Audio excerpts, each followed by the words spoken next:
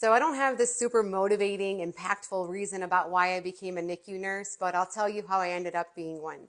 So when I was in high school, I went to hair school and became a licensed hairdresser while I was in my senior year.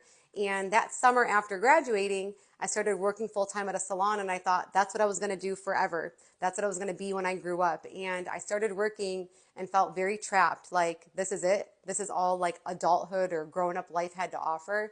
I felt like all my learning or dreams were just like a lid was on them.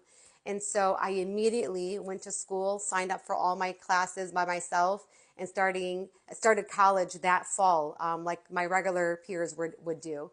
And I knew immediately I wanted to be a nurse. Why? I don't know. I think I've always wanted to be in the medical field, but I can't pick a defining moment about why I wanted to be a nurse. But I do know from the minute I decided to be a nurse, I knew I wanted to be a NICU nurse. There was no other unit I ever considered. I just loved babies. I remember while I was in nursing school, I would do my homework, a lot of homework that I had, and I would watch this show called Baby Special Delivery. It was on the Discovery Network, I think, and I would just be fascinated and in awe of like all the things that the nurses were doing and how the teams cared for the babies, and I just couldn't wait for that to be me. So when I was getting ready to graduate a few months before, they recommend us getting student nurse jobs, and everybody, my teachers, other nurses, recommended I go to adult unit to go get experience so I don't lose it.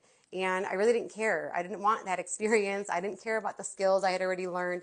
The only skills I was concerned with learning was baby skills. So straight out of school, I went and applied at a level 4 children's hospital in the NICU, and that was my first job, and that's what started this entire career.